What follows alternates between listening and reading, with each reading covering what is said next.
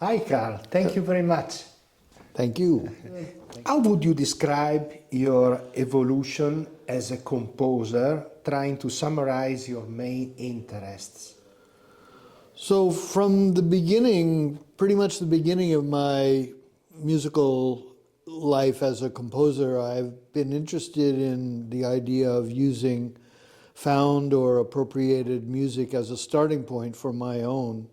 It comes from a fascination that I developed with many different kinds of music while I was a student at the California Institute of the Arts, where I discovered many different kinds of music in the music library, and I began to experiment with different combinations, mixing using collage techniques and editing techniques.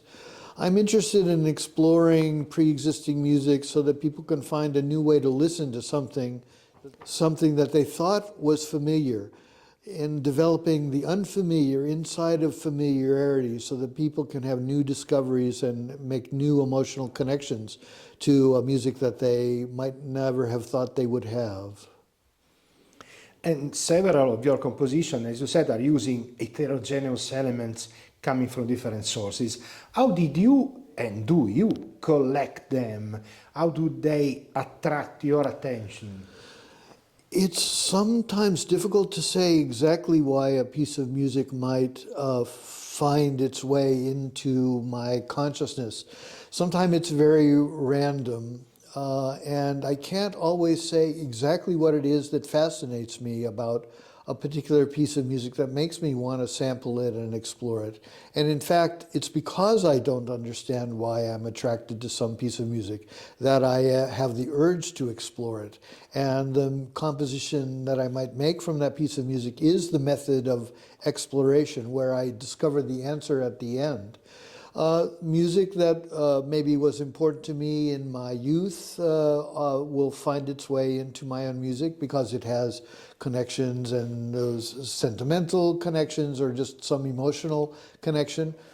And because I don't listen to a lot of popular music, I'm quite unaware of what's going on in the pop music world, but that's not because I don't like it. It's because I just somehow don't listen, I don't consume it. But when I'm out, maybe walking around in a new city or in a cafe somewhere, and there's some background music and I hear a song that I never heard before, it might even be a very popular song, but I've heard it for the first time, and there's maybe one phrase or one aspect, one measure, one something that I find interesting about it. So I'll look up who the artist is, find the track, and then begin to explore. This is something that is kind of intangible as to what the interest I might have would be, but that's the fun, actually, is exploring and finding out where it is. And this method of composition is directly linked to the ones of other artistic trends. Let's say cut up language used in literature and rap and hip hop culture and music. And do you see any similarity between these artistic manifestations and your research? I think there is similarity between cut-up artists, whether they come from a postmodern tradition or whether they come from rap or hip-hop. I think in some ways we are exploring same territory. We both started at the same time. I mean, my early experiments with LP recordings, cutting them up with a digital delay and a sampler in the early 80s was done in parallel with the things that Grandmaster Flash and other DJs were doing, mostly on the East Coast. I was unaware of Grandmaster Flash, and I am very sure that Grandmaster Flash was not aware of Carl Stone, but it didn't matter because it was a kind of zeitgeist, I think, that was happening at the time and continues in a different level today. And one of the passion and fascination you developed during your career is the one for Asia, living on both sides of the Pacific Ocean. Which kind of elements, cultural, musical, social, did you attract towards East? Well, the music of Asia is very attractive to me, of course, and my proximity living in Japan, to not only the music, especially indigenous or folk music from Japan, but also from other parts of Asia, East Asia, like Korea or China, or even further to the south in Thailand or Vietnam. But you know, Asia, of course, presents a lot of very, very rich musical culture. But not only Asia, I'm also interested in music from Africa, music even from parts of Europe and so on. So living in Japan helps, of course, a lot. And the Japanese approach to time and to structure is very special and has had some influence to me. But actually, I'm interested in a lot of different kinds of music. And how the evolution of the electronic instruments affected your way of working with music? Music and technology has evolved a lot over the past 20, 30 years. And what the things that I really appreciate about the evolution is, number one, things are more compact and smaller. In the beginning, it was a very laborious task to haul around a lot of big equipment when traveling and performing. Now everything can be contained in a laptop.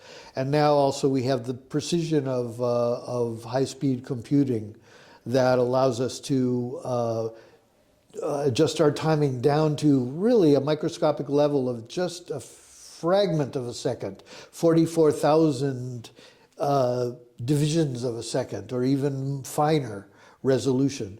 So this kind of precision is a wonderful thing that has happened in technology over the past few years. And all over the world we are facing the AI issue.